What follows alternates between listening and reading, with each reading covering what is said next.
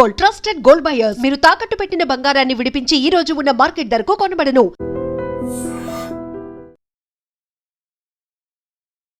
టీచర్ల జీతాలు తగ్గించమని సిఫార్సు చేశారు.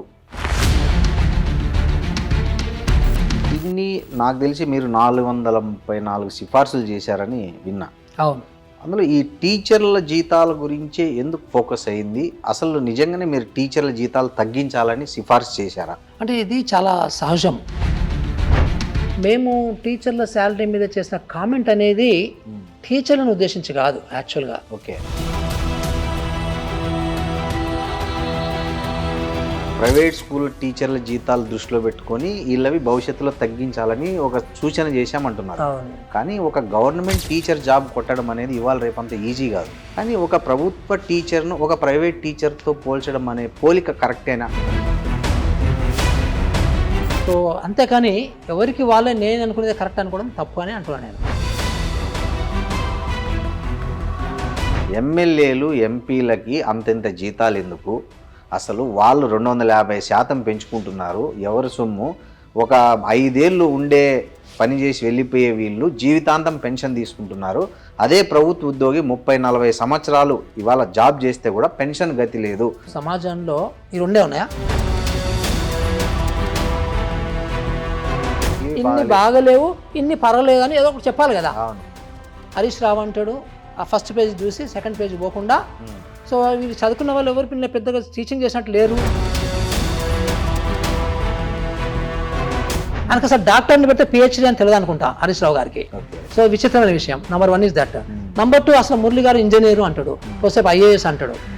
ఏమంటాడు అంటే ఐఏఎస్ ఇంజనీర్ అంటే టీచింగ్ లేదు కాబట్టి ఆయన అన్ఫిట్ అంటాడు. మేము కాంగ్రెస్ ఓటేయండి ఎలక్షన్ల ముందు తిరిగారంటే రాజకీయ నాయకులు కదా అభిమానం. నేను ఎప్పుడు కాంగ్రెస్ పార్టీకి ఓటేమని చెప్పలేదు. నేను బీఆర్ఎస్ ఓడించండి, దుర్మార్గ పార్టీ కాంగ్రెస్. ఎందుకైతే బాబు 14 పార్టీలు ఉన్నాయి. ఒకటి అరే తెలంగాణ విద్యా కమిషన్ కాదు రేవంత్ రెడ్డి విద్యా కమిషన్ అని కూడా కామెంట్ చేశారు. ఆకునూరి మురళి అనేవాడు లేడు. ఆకునూరి మురళి అనేవాడు సో ఒక ఇంజనీరు, ఒక రూరల్ డెవలప్మెంట్ ఎక్స్పర్ట్, ఒక వేజ్ ఎంప్లాయ్మెంట్ ఎక్స్పర్ట్. పాపం రేవంత్ రెడ్డి గారు కానీ, రేవంత్ రెడ్డి గారి పేసి సీఎంఓ కానీ, లేకపోతే సెక్రటరీ ఎడ్యుకేషన్ కానీ ఎవ్వరు కూడా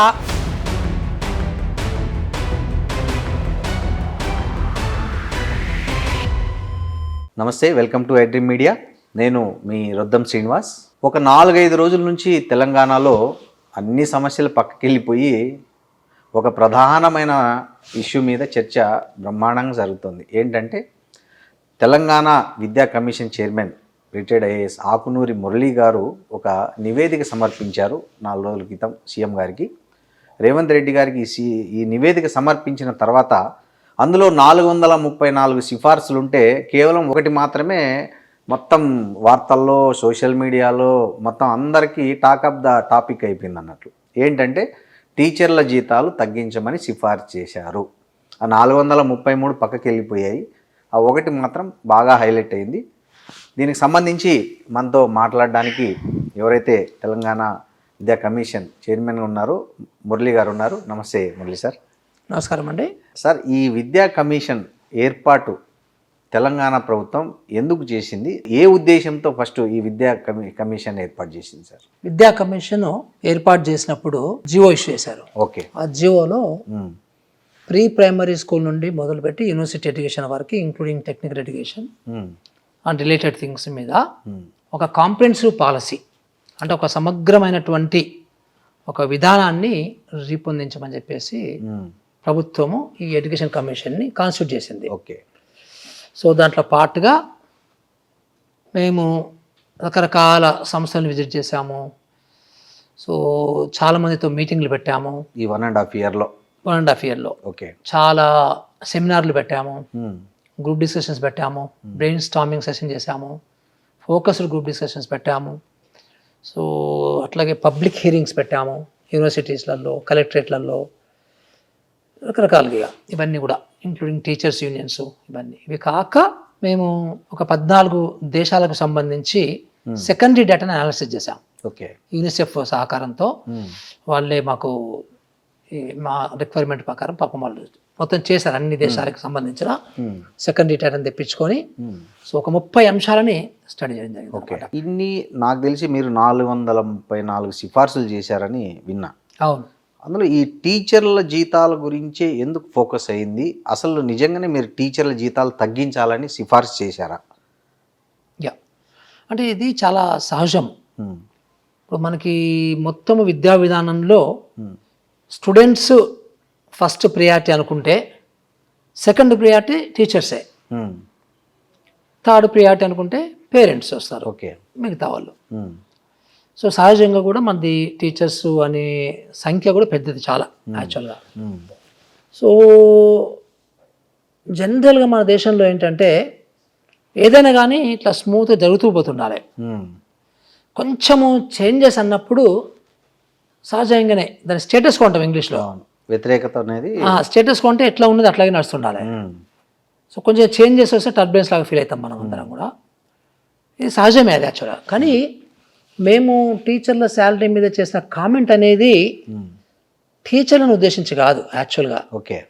సో ప్రజెంట్ టీచర్లను ఉద్దేశించి కాదు, ఫ్యూచర్ టీచర్లని. Yes, ఈ క్లారిటీ చాలా మందికి తెలియట్లేదు. అంటే ఇప్పుడున్న టీచర్ల జీతాలు తగ్గించాలని కాదు, కాదు. భవిష్యత్తులో నియామకాలు చేపడితే ఆ శాలరీల గురించి మీరు ప్రస్తావించారు. ఎగ్జాక్ట్లీ, ఇది కరెక్ట్. ఎందుకంటే ఎందుకు అన్నమాట వస్తుంది, పిక్చర్ వస్తుంది కదా. అవును, ఎందుకు మీరు ఫ్యూచర్ వాళ్ళకైనా ఎందుకు తగ్గించాలంటారు అవును. అంటే ఉమ్, మార్కెట్లో ఉన్నటువంటి టీచర్ రేట్లు, ఉమ్, మార్కెట్లో ఉన్న టీచర్ జీతాలు, ప్రైవేట్ స్కూల్కి సంబంధించిన టీచర్ జీతాలకి దీనికి ఎక్కువ వ్యత్యాసం ఉంది కాబట్టి ఉమ్, సో ఒకసారి మార్కెట్ని చూసుకొని ఫ్యూచర్లో భవిష్యత్తులో టీచర్ రిక్రూట్మెంట్ చేసినప్పుడు వాళ్ళ శాలరీస్ని ఆ రకంగా దాని దగ్గరలో ఉన్నట్టు కొంచెం ఎక్కువ పెట్టినా పర్లేదు, తర్వాత అన్ని మిగతా ఇవి ఫెసిలిటీస్ ఇచ్చినా పర్లేదు, కానీ సో పెట్టండి అని మేము ఒక సూచన చేయడం జరిగింది. ఓకే. అంతే. సో అంతేగాని దీనికి ప్రాబ్లం ఎక్కడ వస్తుందంటే యాక్చువల్ నిజానికి ఉమ్, టీచర్స్ ఇంత పెద్ద ఎత్తున యాజిటేట్ చేయాల్సినంత లేదు అందులో నిజానికి. ఎందుకంటే ఈ పాయింట్ మీరు క్లియర్ గా చెప్తే ఇంత ఉండేది కాదేమో. అంటే ఇప్పుడున్న టీచర్ల జీతాలు కాదు, అయ్యో ఎందుకు కాదు కాదు వచ్చింది అంటే నేను అనేది బయటకు వచ్చింది వేరు. అఫ్ కోర్స్ మీరు చెప్పిండేది వేరే అయిండొచ్చు కానీ, బట్ బయటకు వచ్చింది ఏమైందంటే ఇప్పుడున్న టీచర్ల జీతాలు కూడా తగ్గించాలని సిఫార్సు చేసినట్లే పోయింది మెసేజ్. అట్లా అట్లా కాదులేండి, వాళ్ళకు కూడా తెలుసు. ఓకే. ఎందుకంటే చాలా క్లియర్గా మీకు నేను చదివి వినిపిస్తాను కావాలంటే. ఓకే. దీంట్లో చాలా క్లియర్గానే రాసాం మనము. ఓకే. కానీ ఏంటంటే అసలు ఫస్ట్ ఎందుకు ఆ కామెంట్ చేయాలనేది వాళ్ళకి వచ్చింది. ఎందుకంటే ఉమ్, బయట వాళ్ళందరూ కూడా మమ్మల్ని ఏదో మేము ఎక్కువ శాలరీ తీసుకుంటున్నాం అనే ఫీలింగ్లో ఉంటారు అనే ఉద్దేశంతో ఉమ్, ఒకలాంటి ఇది వస్తుందని చెప్పేసి అనుకుంటున్నారు వీళ్ళు. భవిష్యత్తు అనేది చాలా క్లియర్గా ఉంది. ఓకే. భవిష్యత్తు టీచర్కి చాలా క్లియర్గా ఉంది. ఉమ్, తర్వాత ఎందుకు అని వచ్చినప్పుడు సో ప్రజెంట్ మార్కెట్లో ఉన్నటువంటి ప్రైవేట్ టీచర్లు అనేది కూడా చాలా క్లియర్ చెప్పాం, తెలుసు. కానీ బట్ వాళ్ళు ఏమనుకుంటున్నారంటే ఉమ్, ఇలా చెప్పారు కాబట్టి మాకు కూడా తగ్గిస్తారేమో గవర్నమెంట్ అనే దాంట్లో పడిపోయారు. ఇదేమో తగ్గించడం గురించి మాట్లాడుతున్నాం మనం. అవును. సో తగ్గిస్తారేమో అనే ఒక చిన్నపాటి భయం అనేది కొంచెం అలజడికి ఉన్నట్టుగా నాకు అనిపిస్తుంది అది. కానీ ఒక నిమిషం ఏంటంటే ఓకే. ఏ ముఖ్యమంత్రి కూడా ఏ గవర్నమెంట్ కూడా తగ్గించడం అనేది డస్ నాట్ అరైజ్, ఆ ప్రసక్తి రాదు, గ్యారెంటీగా రాదు. ఓకే. కానీ బట్ ఆ ఒక్క దగ్గర కొంచెం మిస్ అవుతున్నాం అందరం. అంటే ఇప్పుడు మీరు ప్రైవేట్ స్కూల్ టీచర్ల జీతాలు దృష్టిలో పెట్టుకొని వీళ్ళవి భవిష్యత్తులో తగ్గించాలని ఒక సూచన చేశామంటున్నారు. కానీ ఒక గవర్నమెంట్ టీచర్ జాబ్ కొట్టడం అనేది ఇవాళ రేపంత ఈజీ కాదు. డిగ్రీ చేయాలి, టెట్ రాయాలి, బీఈడి క్వాలిఫై కావాలి, ఇవన్నీ అయినాక మళ్ళీ డిఎస్సిలో క్వాలిఫై కావాలి. సో ఇది ఆషామాషి వ్యవహారం కాదు. కానీ ఒక ప్రభుత్వ టీచర్ను ఒక ప్రైవేట్ టీచర్తో పోల్చడం అనే పోలిక కరెక్టేనా మీకు? ఎందుకంటే మీరు ఐఏఎస్గా పనిచేశారు కాబట్టి. థ్యాంక్స్, మీరు ఐఏఎస్ అని గుర్తించినందుకు, తర్వాత నాకు అనుభవం ఉన్నందుకు గుర్తించినందుకు. సార్ ఇవన్నీ మీరు ఒకలాగా అనుకుంటారు, నేను ఒకలాగా అనుకుంటాను. కొంచెము అంటే ఇది లెవెల్స్ కూడా డిఫరెంట్గా ఉంటాయి కదా అండర్స్టాండింగ్లో. అవును సార్, సొసైటీలో. అవును. సో అంతేకాని ఎవరికి వాళ్ళే నేను అనుకునేది కరెక్ట్ అనుకోవడం తప్పు అని అంటున్నాను నేను. అంటే కరెక్ట్ ఎవరి లెవెల్లో వాళ్ళు ఒక ప్రభుత్వ టీచర్ ఉద్యోగం కొట్టడం అనేది ఇవాళ ఉన్న కాంపిటీషన్ లో అంటే ఇప్పుడు కొట్టడం అనేది మీరు ఒక కొలమానం పెట్టుకుంటే బీటెక్ ఎంట్రన్స్ లో కొట్టింది, దాని తర్వాత మళ్ళీ పబ్లిక్ సర్వీస్ లో కొట్టింది కూడా మరి వాళ్ళు కూడా అట్లా చేసుకోవాలి. ఇంకా మీరు ఐఏఎస్ ఐపీఎస్ లోకి వస్తే ఇక మరి ఆ కుట్రాన్ని ఏమంటారు? మీ సిఫార్సు ఇంకోటి చదివా నేను. అంటే భవిష్యత్తులో ప్రైమరీ టీచర్స్ను హై స్కూల్కి పంపించేటప్పుడు వాళ్ళకేదో ప్రైమరీ టీచర్ అనుభవం ఉంది కాకుండా మళ్ళీ దానికి ఫ్రెష్ రిక్రూట్మెంట్లో వాళ్ళను రిక్రూట్ చేసుకోవాలి, వాళ్ళు మళ్ళీ ఎంట్రన్స్ రాసి హై స్కూల్ టీచర్కి వెళ్ళాలి, కావాలంటే ఒక 10% వెయిటేజ్ ఇవ్వాలని అన్నారు. కరెక్ట్ అన్నాను. ఇది ఏంటంటే ఏం లేదబ్బా, ఇప్పుడు మేము ఇవన్నీ ఎందుకు అసలు అంటున్నాము, దీనికి ఒక చిన్న బ్యాక్గ్రౌండ్ ఉంది. ఆ బ్యాక్గ్రౌండ్ ఏంటంటే పిల్లలకి మంచి జరగాలి, వాళ్ళకి నాణ్యమైన విద్య రావాలి, వాళ్ళకి ఒక డిగ్నిటీతో ఉన్న ఒక ఎన్విరాన్మెంట్ ఏర్పడాలి. దీనికి ఇది ముందు పెట్టుకొని, ఇది సెంట్రల్ పాయింట్గా పెట్టుకొని మేము పాలసీ చేయాలనుకున్నాం ఫస్ట్ థింగ్. ఓకే. అంతేకాని వాళ్ళేమనుకుంటారు, వీళ్ళేమనుకుంటారు, వాళ్ళ మనోభావాలు ఏమవుతాయి, వీళ్ళ మనోభావాలు ఏమవుతాయి అనేది నో. ఓకే. చిల్డ్రన్కి మనకి బెనిఫిట్ కావాలి, number 1 point. Okay. Number 2 point మీరు చెప్పారు, అంటే వీళ్ళు ఇప్పుడు యాజ్ టుడే మీకు చెప్పనా నేను ఏం జరుగుతుందో చెప్పండి sir. Intermediate plus diploma in education, అవును right? Intermediate plus diploma education, ఈ 2 ఎలిజిబిలిటీ క్రైటీరియా. అవును. ఈ రకంగా టీచర్లు అవుతున్నారు. SGT అంటాం మనం. అవును. ఆ SGT అంటే ప్రైమరీ స్కూల్కి చెప్పేవాళ్ళు. అవును. తర్వాత హై స్కూల్లో ఉన్న టీచర్లు ఉంటుంది సారా, ఆ టీచర్ల సంఖ్యలో 75% వీళ్ళకి ప్రమోషన్ ఇవ్వాలి, ఇది ప్రైమరీ టీచర్లకి. అంటే అల్టిమేట్గా ఏం జరుగుతుందంటే అక్కడ పిల్లలకి, హై స్కూల్ పిల్లలకి కూడా ఈ ఇంటర్మీడియట్ ప్లస్ డిప్లొమా ఉన్న వాళ్ళు మాత్రమే చెప్తున్నారు, కానీ మధ్యలో ఉన్న ఒక లింక్ ఉంది. గ్రాడ్యుయేట్ తెచ్చుకోవాలంటే గ్రాడ్యుయేట్ కానీ తెచ్చుకుంటారు ఇవాళ మన ఇండియాలో, అంటే వాళ్ళకి కించపరచడం లేదు కానీ, బట్ ఇది యాక్సెసింగ్ టు గ్రాడ్యుయేషన్ పెద్ద టఫ్ వర్క్ కాదు అది. కానీ సార్ గ్రాడ్యుయేట్ ప్లస్ బీఈడి టీచర్లు ప్రైమరీగా పనిచేస్తున్న వాళ్ళు కూడా చాలా మంది ఉన్నారు కదా. అట్లా అనుకుంటే మనకి పేషెంట్లు ఉంటారు, అది వేరే విషయం. బట్ నేను చెప్పేది మెజారిటీ పీపుల్ ఓన్లీ ఇప్పుడు ఇంటర్మీడియట్ ప్లస్ డిప్లొమా వాళ్ళు మాత్రమే వస్తున్నారు. సో అది కావాలి అంటే మళ్ళీ మనకి ఈ క్వాలిఫికేషన్ తెచ్చుకోవాలనేది, ఆ క్వాలిఫికేషన్ తెచ్చుకునే ప్రాసెస్లో ఎక్కువ జ్ఞానాన్ని లేదు సంపాదించుకునే, అది లేదు, ఆ ఎన్విరాన్మెంట్ లేదు. ఓకే. అంటే అల్టిమేట్గా వీళ్ళే 75% వెళ్తున్నారు, రైట్? సో ఇలాంటి సిచ్యుయేషన్లో ఏమవుతుందంటే ఒకసారి జాయిన్ అయిన తర్వాత నేను ఎప్పుడు కూడా ఎప్పటికప్పుడు నా లెర్నింగ్ని యాంటనీని ఓపెన్ చేసుకొని నేను ఎప్పటికప్పుడు అప్డేట్ కావాలనే ఒక మోటివేషన్ ఈ ప్రాసెస్ లేదంటున్నాను నేను. ఓకే. సో ఇది ఉంటే ఏమైందనుకోండి, ఉదాహరణకి నాకు ప్రమోషన్ రావాలంటే నేను కంప్లీట్ కావాలన్నప్పుడు, సో నీకే ప్రిఫరెన్స్ ఇస్తారు గ్యారంటీగా, కానీ బట్ నీకు ఒకటి ఉండాలి అన్నప్పుడు ఏమవుతుంది, నేను లెర్నింగ్ అనేది ఎప్పుడు పెట్టుకుంటా, ఓపెన్ చేసి పెట్టుకుంటా, రైట్? సో అది మనకు కావాలి, దట్ ఈస్ వెరీ ఇంపార్టెంట్. ఈరోజు టీచర్లే కాదు, గవర్నమెంట్ కూడా కావచ్చు, ఈవెన్ IAS IPS కావచ్చు, ఒకసారి ఉద్యోగం వచ్చినాక కొత్తగా నేర్చుకోరు ఏమి కూడా. ఇక్కడ టీచర్ ఇన్స్టిట్యూషన్ ఏంటంటే కొత్తగా నేర్చుకోకపోతే, నువ్వు ఎప్పటికప్పుడు నువ్వు అప్డేట్ కాకపోతే పిల్లలకి చెప్పడం కష్టం అవుతుంది. నీకు పిల్లలు చాలా ఎదుగుతున్నారు, జనరేషన్ టు జనరేషను, వాళ్ళ యొక్క సోషల్ మీడియా కెపాసిటీ కావచ్చు, వాళ్ళు కూడా చాలా ఎక్స్పోజ్ అవుతున్నారు కదా. మనం వాళ్ళని క్యాచ్ చేయాలంటే నువ్వు ఎంత ఇంప్రూవ్ చేసుకోవాలి, ఆ మోటివేషన్ ఉండాలి కదా. నీకేం ఉద్యోగం అవుతలేదు ఇక్కడ, ఓన్లీ ప్రమోషన్ గురించి మనం మాట్లాడుతున్నాం. ఆ ప్రమోషన్ కూడా నీకు ప్రిఫరెన్స్ ఇస్తామంటున్నాం, కానీ బట్ నీకు నువ్వు తయారు చేసుకోవాలి దాన్ని రెడీగా. సో ఇప్పుడు నేను అనకూడదు, కానీ ఒక సిగ్నిఫికెంట్ నంబర్ ఆఫ్ టీచర్స్ ఈ ఫర్దర్గా అక్వైర్ చేసే డిగ్రీలు ఏవైతే ఉన్నాయో, సో అది కూడా ఎంత అంటే 35% పాస్ అయితే చాలు డిగ్రీ. సో చాలామంది ఇప్పుడు మనకి ఓపెన్ యూనివర్సిటీలో 1-2 రోజులు చదివేసి డిగ్రీలు తెచ్చుకుంటున్నారు. మీకు కూడా తెలిసి ఉంటుంది, మీ ఫ్రెండ్స్ కానీ మీకు అందరు కూడా కదా. అంటే ఈ 2 రోజుల ప్రాసెస్లో, 3 రోజుల ప్రాసెస్లో అంటే ఎట్లా నువ్వు అప్లోడ్ చేసుకున్నట్టు నీకు ఇవన్నీ ఉన్నాయి ఇందులో. అందుకనే మన పిల్లలకు మంచి క్వాలిటీ నైపుణ్య విద్యను రావాలి అంటే, నాణ్యమైన విద్య రావాలంటే, సో మనకి కరెక్ట్ టీచర్లు కావాలి, మంచి టీచర్లు, అంటే ఎప్పటికప్పుడు అప్డేట్ అయిన వాళ్ళు. ప్రాసెస్ అట్లాగే నీకు చాలా కంట్రీస్లో కూడా ఇట్లాగే ఉంది, చాలా కంట్రీస్లో ఇదంతే. కానీ ఒక్కసారి నువ్వు జాయిన్ అయిన తర్వాత నీకు ఆటోమేటిక్గా ప్రమోషన్లో నువ్వు చదువుకోకపోయినా, నువ్వు నాలెడ్జ్ని అక్వైర్ చేసినా చేయకపోయినా, నువ్వు అప్డేట్ అయినా కాకపోయినా ఆటోమేటిక్ ప్రమోషన్స్. అది ఒక ఆరోగ్యకరవంతమైనటువంటి ప్రక్రియ కాదు అది, అంటే ఒక సొసైటీ ముందు పోవాలంటే. అవును సార్. ఈ ప్రమోషన్లో రిజర్వేషన్లు ఉండద్దు అంటారా మీరు? ఎవరన్నా అంటారంటే అందులో మురళి అంటాడా అండి, ఆకునూరు మురళి అంటే రాజ్యాంగాన్ని పక్కన పెడతాం మనం, అది రాజ్యాంగం, అది రిజర్వేషన్స్, నథింగ్ డూయింగ్, నో. రిజర్వేషన్లు ఉండాల్సిందే. రిజర్వేషన్ ఎందుకుంటావు బాబా, రిజర్వేషన్లో ఉంటే ఇప్పుడు ఉదాహరణకి ఎస్సీలో 10 పోస్టులు ఉంటే ఆ 10 పోస్టులకు సంబంధించి కంప్లీట్ అయినప్పుడు ఎస్సీలకే పోతాయి ఆ 10 పోస్టులు కదా. ఎస్సీలో ఎమాంగ్ ఎస్ఎస్సీనే కంప్లీట్ అవుతారు, ఎమాంగ్ ఎస్టీలనే కంప్లీట్ అవుతారు, ఎమాంగ్ బీసీలనే కంప్లీట్ అవుతారు, ఎమాంగ్ ఉమెన్లనే కంప్లీట్ అవుతారు. అది ఎక్కడికి పోదు, అది ఎక్కడికి పోతుందండి, అది రాజ్యాంగం. ఇంకోటి సార్, మీ నివేదిక వచ్చిన తర్వాత బాగా వినిపిస్తున్నది ఏంటంటే, ఎమ్మెల్యేలు ఎంపీలకి అంతెంత జీతాలు ఎందుకు, అసలు వాళ్ళు 250% పెంచుకుంటున్నారు, ఎవరి సొమ్ము ఒక 5 ఏళ్ళు ఉండే పని చేసి వెళ్ళిపోయే వీళ్ళు జీవితాంతం పెన్షన్ తీసుకుంటున్నారు. అదే ప్రభుత్వ ఉద్యోగి 30-40 సంవత్సరాలు ఇవాళ జాబ్ చేస్తే కూడా పెన్షన్ గతి లేదు. దీని గురించి ఎందుకు పెన్షన్ గతి లేదనకండి, పెన్షన్ ఉంది. అంటే సిపిఎస్ కాదు వాళ్ళు చెప్పేది, మామూలుగా వీళ్ళకి సిపిఎస్ కూడా పెన్షన్ అబ్బా, కాంట్రిబ్యూటరీ పెన్షన్ అది, దాంట్లో గవర్నమెంట్ కూడా ఉంది. అదే సార్ అందులో. సో దాని గురించి ఎందుకు ప్రస్తావించలేదు అనేది కూడా చాలా మంది ప్రశ్న. ఇప్పుడు సమాజంలో ఈ రెండే ఉన్నాయా సమాజంలో ప్రశ్నించాల్సినవి? నేను టీచర్ని మనిషినా నేను? కాదు సార్, మీరు నాకు కూడా ప్రభుత్వం కాదు, నేను ఇప్పుడు ప్రభుత్వం గురించి మాట్లాడుతున్నాను, ఆకునూరి మురళి గురించే మాట్లాడుతున్నాను. ఓకే, ఆకునూరి మురళి అనే వాడికి ఒక్క సమస్య మీదనే ఉంటుందా ఎప్పుడైనా కానీ? ఉండదు కదా. అవును. సో నీకైనా కానీ ఎవరికైనా కానీ సో ఒక్క సమస్య మీద ఉండదు, చాలా సమస్యల మీద మనం మాట్లాడాల్సి వస్తుంది. కానీ అన్ని సమస్యల మీద మాట్లాడతారా? నేను ఇప్పుడు విద్య మీద ఉన్నా కాబట్టి విద్యకు సంబంధించిన సమస్యల మీద మాట్లాడతాను.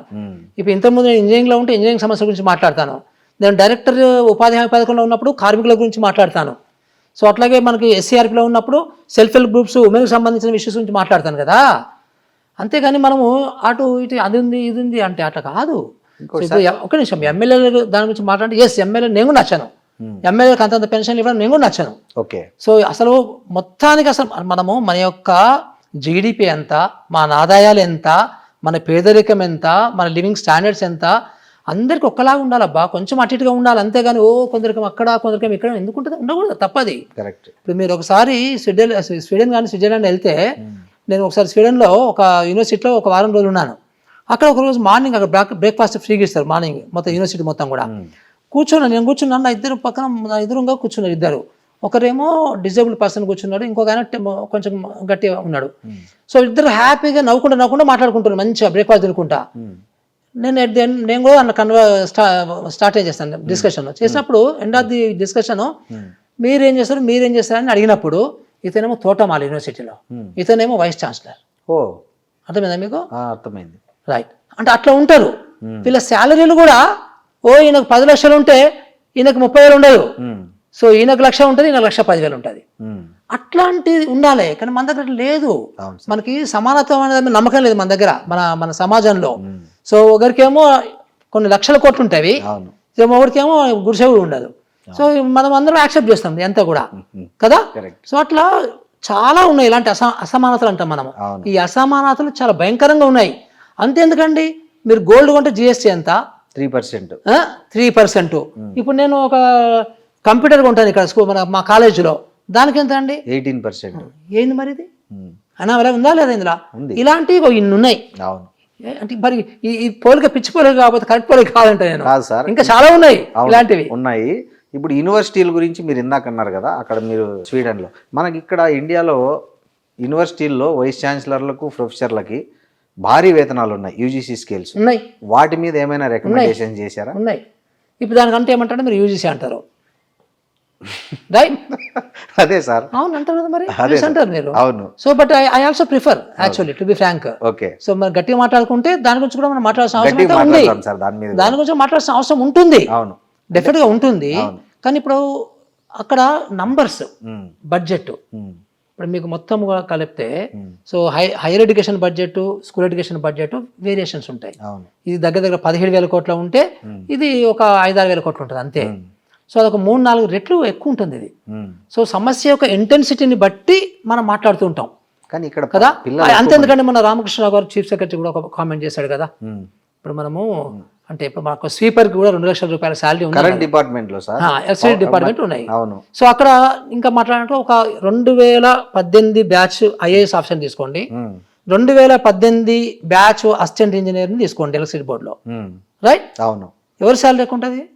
Assistant engineer salary IAS officer కంటే. అవును. మరి ఇందాక మీరు ఎట్లా కొట్టిండు, కష్టపడి కొట్టిండ్రు సార్ అన్నారు కదా, మరి ఐఏఎస్ ఎట్లా కొడతారు? సో అసిస్టెంట్ ఇంజనీర్ కొడతారు. కొట్టే దాంట్లో ఎవరిది ఎక్కువ ఇంటెన్సిటీ? ఐఏఎస్ ఎక్కువ కదా.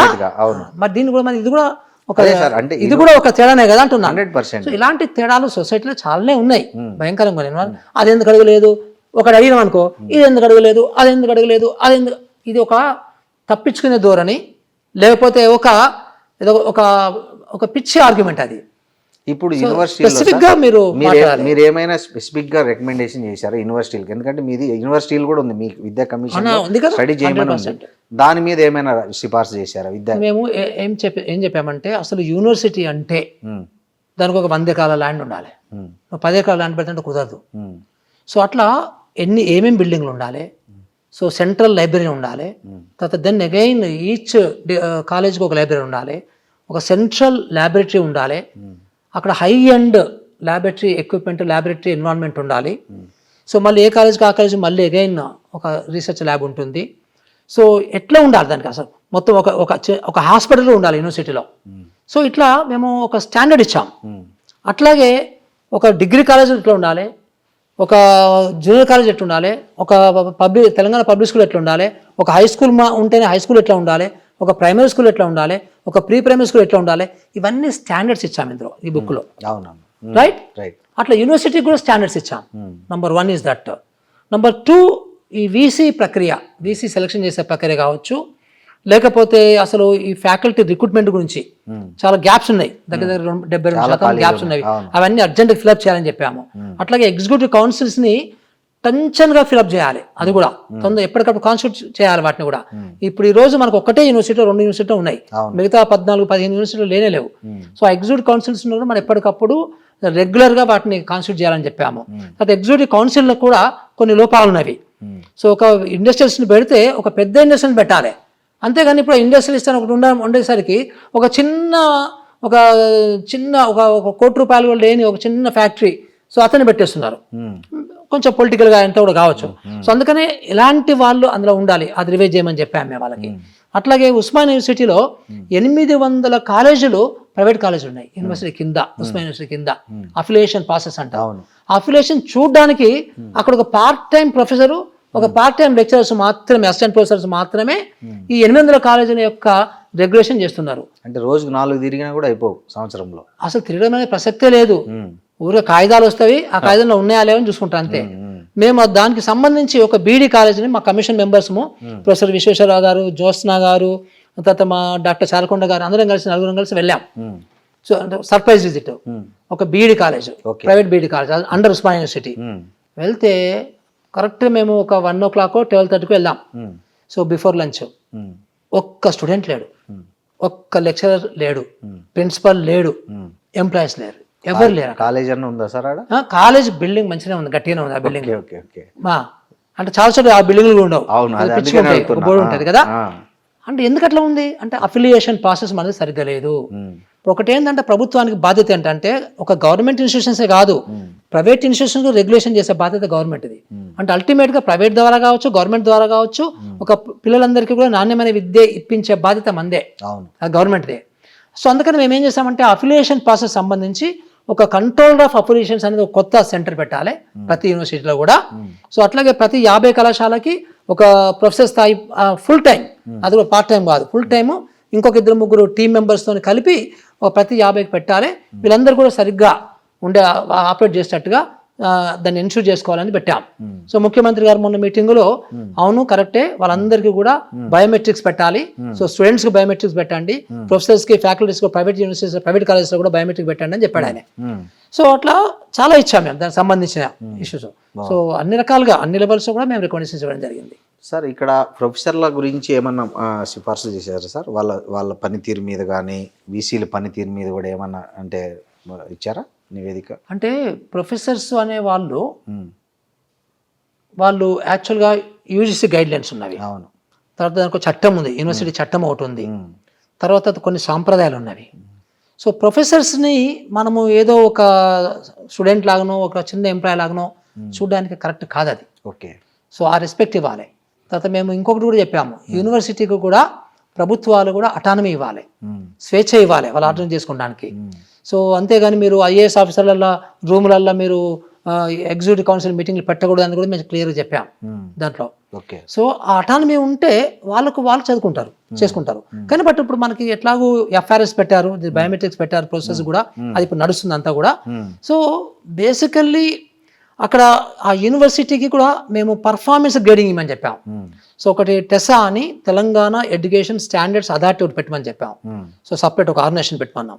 సో ఆర్గనైజేషన్ ద్వారా స్కూళ్ళకి, కాలేజీలకి, యూనివర్సిటీలకి ఇంక్లూడింగ్ ప్రైవేట్ వీళ్ళందరికీ కూడా వాళ్ళ యొక్క మౌలిక సదుపాయాలను బట్టి, వాళ్ళ యొక్క రిజల్ట్స్ని బట్టి వాళ్ళకు ఒక సపరేట్ అసెస్మెంట్ కూడా పెట్టి వాళ్ళ పిల్లల యొక్క స్టాండర్డ్స్ ఎట్లున్నాయో తెలుసుకొని, సో వాళ్ళకి సంబంధించిన ప్రొఫెసర్స్ వాళ్ళ యొక్క క్వాలిఫికేషన్స్ని బట్టి సో మొత్తం హోల్ యూనివర్సిటీ యొక్క పర్ఫార్మెన్స్ని గ్రేడింగ్ చేయాలి ఈ టెస్సా ద్వారా అని కూడా ఒక పెద్ద ప్రపోజల్ పెట్టడం జరిగిందనమాట. సో ఇవన్నీ పెట్టినప్పుడు ఆటోమేటిక్గా యూనివర్సిటీ బాగా జరుగుతుంది.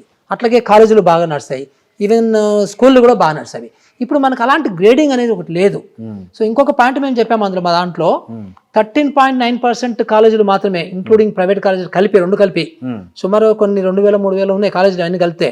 ఇవన్నిట్లో 13.9% మాత్రమే నాక్ అంటే నేషనల్ అక్రెడిటేషన్ అథారిటీకి సంబంధించిన వీళ్ళు అప్లై చేస్తున్నారు, తెచ్చుకుంటున్నారు. ఓన్లీ 13.9. నిజానికి అయితే మరి ఎందుకు మిగతా వాళ్ళు అప్లై చేయడం లేదు? భయం వాళ్ళకి ఉంటారో అని. సో డి గ్రేడ్ లో ఉంటారో ఎఫ్ గ్రేడ్ లో ఉంటారో భయం కాబట్టి చేయటం లేదు.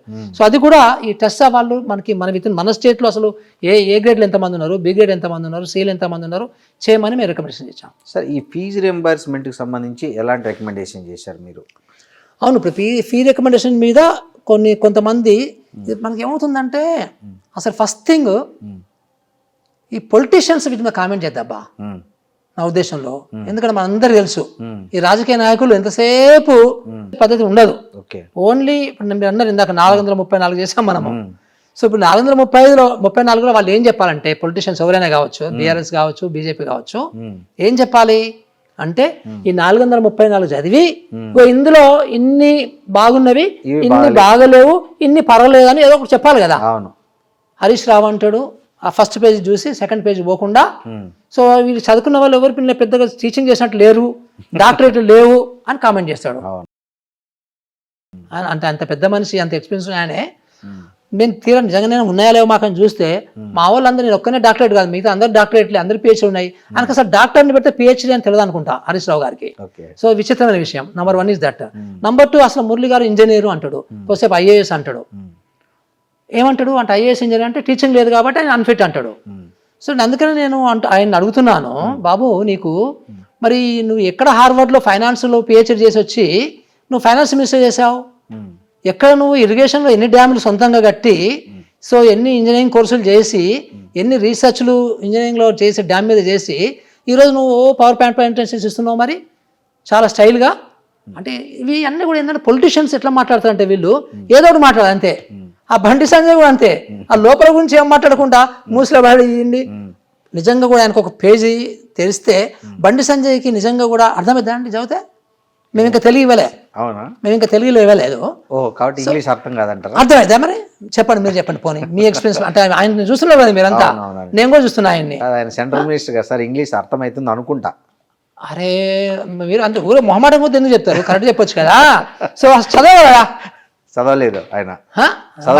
మరి ఆయన కామెంట్ చేసే అంత ఆయనకు సీన్ ఉందా దీని మీద? ఎవరో మీలాంటి మేధావులు చెప్పింటారేమో. మేధావులు చెప్తే ఆయన తెలుసుకోవాలి లోపల ఏముంది, మల్టీగ్రేడ్ టీచింగ్ అని ఏం చెప్పిండ్రు వీళ్ళు, ఏం సమస్యలు చెప్పారు, యూనివర్సిటీలో ఏం సమస్యలు చెప్పారు, కాలేజీలో ఏం చెప్పారు, స్కూల్లో ఏం చెప్పారు, అన్ని తెలుసుకొని చెప్పాలి కదా. ఆయన అట్లా తెలుసుకొని కూర్చొని ఇంత ఒక మేధావులతో కూర్చొని, వాళ్ళ మేధావులే మన మేధావులు కూర్చొని డిస్కస్ చేసి ఒక రోజంతా కూర్చొని అంత ఓపిక, అంత ఇంట్రెస్ట్, అంత కెపాసిటీ ఉందంటారు ఆయనకి. అంటే నేను అందుకే ఏమంటున్నా అంటే పొలిటీషియన్స్ మాట్లాడకూడదు. పోనీ ఆర్ఎస్ ప్రవీణ్ కుమార్ చదువుకున్నాడు మంచిగానే అంటే ఆయన ఒక ఏమంటారు ఆ సినిమాలో ఒకటి రజనీకాంత్ సినిమా చూడు చంద్రముఖి. సో అంటాడు చూడండి ఆయన, ఆమె పేరు హీరోయిన్ పేరు ఏం పేరు, జ్యోతి ఏదో ఉంది సంథింగ్.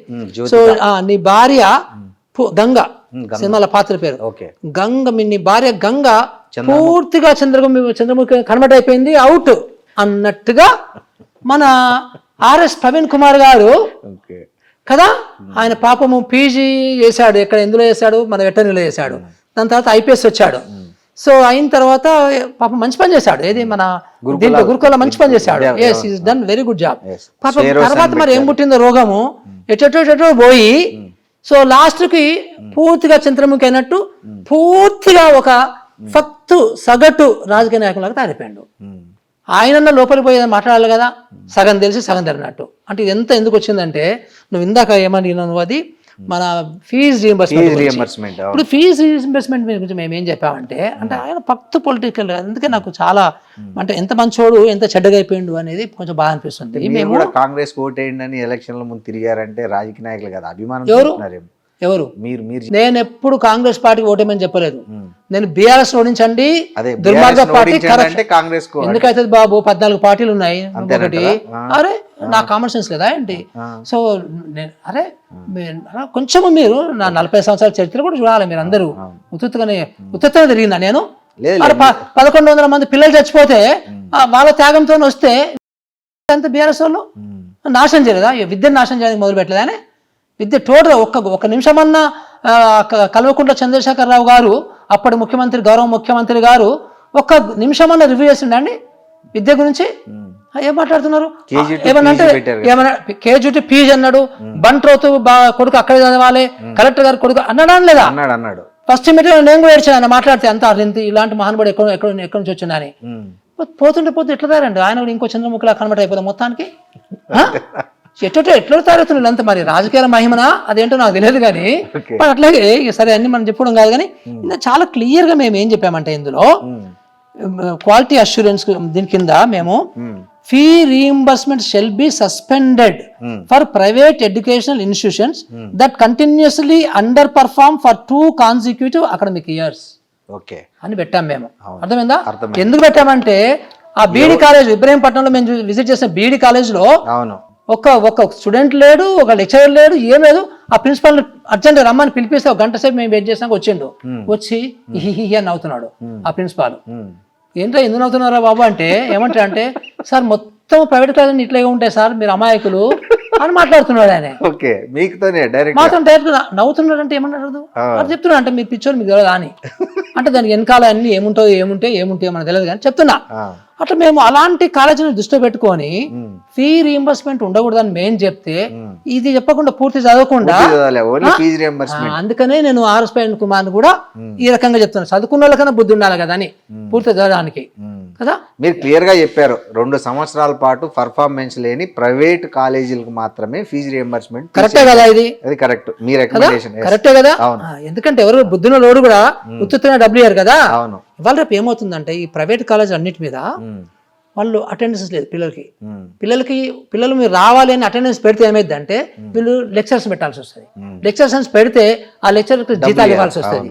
సో తర్వాత మిగతా అన్ని కరెంట్ ఖర్చు అయిద్ది. తర్వాత మళ్ళీ అటెండెన్స్ ఇక మొత్తం మెయింటైన్ చేయాలి కదా. నీకు అటెండెన్స్లో ఏం లేదు, మంచి నీకు అటెండెన్స్ ఇచ్చినట్టు వాళ్ళు యూనివర్సిటీకి పంపుకొని నువ్వు you are eligible for to write examination అంటారు. ఇక ఎగ్జామినేషన్లో మరి ఇంకేం హెల్ప్ చేస్తారో మనకు తెలియదు కానీ ఇంకా అలాంటి వాళ్ళు మనకి బయటకు వస్తున్నారు, మొత్తం సొసైటీ మీద పడుతున్నారు. మరి అలాంటి వాళ్ళ గురించి మమ్మల్ని ఆలోచించదంటారా కదా? మరి డెప్త్ పోవాలన్నా పోవద్దా? అదే చేస్తాం మేము. అందుకని మేము 305 ఇన్స్టిట్యూషన్స్ తిరిగినాం. సో ఒక 70-80 అందరితో కలిసి మీటింగ్లు పెట్టాం. సో ఒక 3 ఫారిన్ కంట్రీస్ తిరిగాం. ఒక 14 దేశాల యొక్క సెకండరీ డేటా స్టడీ చేసినాము. సో నేను ఒక 8 రాష్ట్రాలు పోయి తిరిగి వచ్చిన, అటు పోయి. సో అందరితో అంత అయిన తర్వాతనే ఇది వచ్చింది బయటికి బ్రహ్మాండంగా. సార్ ఇది ఇంకో విమర్శ మీ మీద, ఇది తెలంగాణ విద్యా కమిషన్ కాదు రేవంత్ రెడ్డి విద్యా కమిషన్ అని కూడా కామెంట్ చేశారు. దీనికి మీ రియాక్షన్ అంటే ఇందులో ఆకునూరు మురళి ఏం లేడు, ఇందులో ఆకునూరు మురళి అనేవాడు లేడు. ఆకునూరు మురళి అనేవాడు ఒక హానెస్ట్ ఫెలో. సో ఒక ఇంజనీరు, ఒక రూరల్ డెవలప్మెంట్ ఎక్స్పర్ట్, ఒక వేజ్ ఎంప్లాయ్మెంట్ ఎక్స్పర్ట్, ఒక education expert. So M Tech structure engineering NIT Warangal. So ఒక group 1 deputy executive engineer direct recruitment 1982లో జాయిన్ అయింది. సో ఒక 34 దేశాలు తిరిగి వచ్చిన, సో బస్ యాత్ర చేసిన, సో ఆ దొంగ గవర్నమెంట్ మీద సో బడి నిద్రలు చేసినాము. సో ఇన్ని చేసిన ఇంకా మురళి లేడు ఇందులో. అసలు విచిత్రం ఏం చెప్పాను మీకు నేను, పాపం రేవంత్ రెడ్డి గారు కానీ, రేవంత్ రెడ్డి గారి పేసి సీఎంఓ కానీ, లేకపోతే సెక్రటరీ ఎడ్యుకేషన్ కానీ ఎవ్వరు కూడా అసలు మీరు ఏం రాస్తున్నారు సార్ మాకు ఒకసారి చూపించారా అని అడగలేదు. ఓకే. సో సార్ కొంచెం మమ్మల్ని ట్రబుల్ పెట్టకండి కొంచెం అని ఎవరు అడగలేదు. ఇట్స్ 100% మాకు టోటల్గా మాకు ఫ్రీడమ్ ఇచ్చారు, స్వేచ్ఛ ఇచ్చారు. సో మేము కూడా తీసుకున్నాం ఫ్రీడమ్ని. ఆఫ్ కోర్స్ ఒకవేళ నిజంగా చెప్తే కూడా నేను క్వశ్చన్ లేదు, నేను వాళ్ళ మాట కూడా నేను ఎవరి మాట చెప్పలేదు, ఒక మాట చెప్పలేదు. సో ప్యూర్లీ ఇన్ఫ్యాక్ట్ మా దగ్గర ఒకరిద్దరు మా కమిటీలో కూడా మా దాంట్లో కూడా కొంచెం కాంగ్రెస్లో పనిచేసి వచ్చిన వాళ్ళు ఉన్నారు. సో వాళ్ళు కూడా ప్యూర్గా పనిచేశారు చక్కగా. సో ఒక రియల్గా అంటే పిల్లలకి ఇదే మేము ఒకటే అనుకున్నాం ఫస్ట్ మీటింగ్లో, మా మీటింగ్లో పిల్లలు సెంటర్, మిగతా వాళ్ళు కాదు, రాజకీయాల సెంటర్ కాదు, సో టీచర్ల సెంటర్ కాదు, గవర్నమెంట్ ఎంప్లాయీస్ సెంటర్ కాదు, బడ్జెట్ కూడా సెంటర్ కాదు, అది అనుకున్నాం మేము. సెంటర్ ఈజ్ పిల్లలకి ఏం చేస్తే మంచిగా అవుతుంది. మొన్న ఇంటర్వ్యూలో ఒక మాట అన్నారు, నాకు పదవి ఇచ్చి ఉంటే కేసీఆర్ని కూడా పోడేవాడిని కదా అని. అది దాన్ని ఎట్లా సెటైరిక్గా అన్నారా లేకపోతే అంటే కాదు, దానికి ఒక మంచి మీనింగ్ ఉంది అందులో. యాక్చువల్గా నేను ఏమన్నానంటే ఆయన్ని, ఇప్పుడు మీరందరూ కూడా ఎడ్యుకేషన్ డిస్ట్రాయ్ చేసినావు కాబట్టి నేను తిట్టాల్సి వచ్చింది కదా. అవును. అట్లా కాకుండా సో నాలాంటి వాళ్ళు నేను అడిగాను. So director school commissioner school education ఖాళీగా ఉంది, అప్పటికే 1 year ఖాళీగా పెట్టాడు. సో నాకు ఇంట్రెస్ట్ ఉంది కదా, నేను చేస్తాను అని అడిగాను. ఇవ్వలేదు. నేను ఏం చెప్పానంటే ఆయనకి, ఒకవేళ నేను చేస్తుంటే మీరు కూడా ఎడ్యుకేషన్ లో సపోర్ట్ చేస్తుంటే ఒక బ్రహ్మాండమైన ఒక విద్యా వ్యవస్థ ఏర్పడేది కదా. అట్లా బ్రహ్మాండమైన విద్యా వ్యవస్థ ఏర్పడి ఉంటే నేను నిన్ను పొగడేవాను కదా అన్నాను. ఇప్పుడు సింపుల్ అబ్బాయి, ఇందులో ఉదాహరణకి జగన్మోహన్ రెడ్డి గారి దగ్గరనే పనిచేశాను కదా. అవును. సో జగన్మోహన్ రెడ్డి గారికి నాకు ఒక సెకండ్ పరిచయం కూడా లేదు. ఆయనకు ఎవరు అక్కడ సీనియర్ ఐఏఎస్ చెప్పారు, ప్రాణాన్ని మంచిగా ఆశ్చర్యపోయాము తెలంగాణ నుంచి అడ్డలు చేసుకున్నారని కదా. ఎందుకంటే ఇక్కడ ఏం చేశాను కాబట్టి 26,000 కోట్ల బడ్జెట్ అది. అంతకన్నా తక్కువ బడ్జెట్ నేను దాన్ని పెంచాను అనుకోండి, అది వేరే. అయితే అక్కడ విషయం ఏంటంటే, నేను బయటకు వచ్చాను. జగన్మోహన్ రెడ్డి గారు పాపం ఎందుకు పోతున్నావు నువ్వు అన్నాడు. అంటే నేను సార్ నాకు అక్కడ మా తెలంగాణ రాష్ట్రంలో బాగా భయంకరంగా ఉంది పరిస్థితి, కేసీఆర్ మహానుభావుడు మొత్తం నాశనం చేస్తున్నాడు, సో నేను పోవాలి మాట్లాడాలి. అందుకే ఆయన నవ్విండు, నువ్వు పోతే నైద్దా అన్నాడు. అంటే ఇప్పుడు చెప్తున్నాను మీకు. సో జగన్మోహన్ రెడ్డి గారు అన్నారు, పాపం ఆయనే మీరు నవ్వాడు, ఆయన నవ్వి మీరు పోయి ఏం చేస్తారు అన్నా అన్నాడు. అంటే ఏదో ఒకటి చేస్తాను సార్ మొత్తానికి అయితే, నేను పోవడం అనేది ఇంపార్టెంట్, నాకు ఉండబుద్ధి కావటం లేదు ఇక్కడ. మళ్ళీ ఊరికి నేను ఇక్కడ మీ దగ్గర 5 రోజులు ఉండి 2 రోజులు హాలిడేస్ మళ్ళీ అక్కడికి పోయి ఆయన తిడుతుంటే మీకు కూడా కొంచెం ఎంబరాసింగ్ ఉంటుంది, నన్ను పోనీయండి అంటే పాప ఆయన పోనిచ్చేయండు. ఇక్కడికి వచ్చినాం కదా. వచ్చిన తర్వాత జగన్మోహన్ రెడ్డి నాకు ఏం పని లేదు కదా, ఇంకా మా ఇద్దరికి ఏం వాళ్ళ సంబంధం కూడా ఫ్యూచర్లో ఉండదు కదా. బట్ నేను దగ్గర 10-15 వీడియోలలో ఆయన పొగిడాను. ఎందుకు పొగిడాను అంటే, మిగతా విషయాలు నాకు అనవసరం, పాలిటిక్స్. ఆయన ప్రతి 15 రోజులకు ఒకసారి రివ్యూ చేసేవాడు చక్కగా. రివ్యూ చేసి చాలా ఫ్రీగా మేము అక్కడ ప్రిన్సిపల్ సెక్రటరీ ఎడ్యుకేషన్, తర్వాత కమిషనర్ డైరెక్టర్ అందరం కూర్చొని నేను కొంచెం చాలా ఫ్రీగా మేము డిస్కస్ చేసేవాళ్ళం. సో అప్పుడు ఏది మంచిగా అయితే అందరం కలిసి అది డిసిషన్ చేసుకునే వాళ్ళం. సో ఆ రకంగా నేను దాన్ని చక్కగా స్మూత్గా నా పాత్రను కూడా చక్కగా వాళ్ళు ఉపయోగించుకున్నారు, బ్రహ్మాండం చేశాను. సో ఆ కాంటెక్స్ట్లో నేను అన్నాను, ఒకవేళ మీరు కూడా మంచిగా చేస్తుంటే సో మిమ్మల్ని నేను తెచ్చుకునేవాడిని కదా అని అన్నా నేను. ఆ కాంటెక్స్ట్ మీకు అర్థమైందా? అర్థమైంది. సో జగన్మోహన్ రెడ్డి చెప్పినాక మీకు అర్థమైంది కొంచెం ఎక్కువ. రైట్ సార్, ఈ కాంటెస్ట్ లో క్వశ్చన్, అక్కడ ప్రవీణ్ ప్రకాష్ ఎందుకు బాగా విలన్ అయిపోయాడు టీచర్లకి ఏపీలో? అంటే మీరు ఆ కాంటెస్ట్ 15 daysకి ఒకసారి రివ్యూ అన్నారు కాబట్టి అడుగుతున్నా. ఆయన టీచర్లకి ఎగనెస్ట్ అయ్యాడా? బాగా. ఇక్కడ ఒక విషయం చెప్పాలి మీకు, ఆయన ఎందుకు నాకు తెలియదు కానీ, మన ఇండియాలో దేశంలో మన సమాజంలో ఏంటంటే, మన ఇద్దరు దోస్తు అనుకోండి, రైట్, నువ్వు నాతో నేను కొంచెం పెద్ద పొజిషన్ ఉన్నాను అనుకోండి, సో నన్ను అడుగుతావు ఆ పైరవి ఈ పైర, అంటే పైరవి అని అద్దు కానీ మనం నెగిటివ్ కాదు, పైరవి పాజిటివే. సో అడుగుతాం కదా సహజంగా, కొంచెం పెద్ద పవర్. నాకు రోజుకు 4-5 వస్తాయి పైరవులు, చుట్టాల నుంచి వస్తాయి, ఫ్రెండ్స్ నుంచి వస్తాయి, కొలీగ్స్ నుంచి వస్తాయి, ఎవరికైనా వస్తాయి, ఆల్ ఐఏఎస్ వస్తాయి. నీకు నేను 90 చేశాను అబ్బా, 10 చేయలేదు, నువ్వేమనుకుంటున్నాను? లాస్ట్ 10 గుర్తుపెట్టుకుంటాం కదా, 90 గుర్తుపెట్టుకో. ఇంకా ఆ ఎగ్జాంపుల్ చెప్తే మీకు సరిపోద్ది కదా, అది లెక్క. అందుకని ఎవరైనా కానీ ఇక్కడ మన సమాజంలో ఉంది ఇది అంతా కూడా. సో కొంచెం చేయపోయినా కానీ వీ ఫీల్ వెరీ అన్హ్యాపీ. ఇప్పుడు ఇది 434 వర్సెస్ 1, సేమ్ అదే కాన్సెప్ట్. సార్, ఇప్పుడు మీరు ఇంత క్లారిటీ ఇచ్చారో, ఇది జనాల్లోకి మాత్రం బాగా నెగిటివ్ పోయింది, దీన్ని ఎట్లా మీరు రెక్టిఫై చేసుకోవాలనుకుంటున్నారు? మీకు కనబడేది, to be frank, teachers unions teachers మాట్లాడేదే కనబడుతుంది కదా. కదా, అవును. మన జనాభా ఎంత? దగ్గర కోట్లలోనే ఉంది కదా, 4 కోట్లు కదా తెలంగాణ. సో ఇప్పుడు 4 కోట్ల మంది ఏమనుకుంటున్నారు, మనమేమో టీచర్లు ఏమో 1.2 lakhs, రైట్.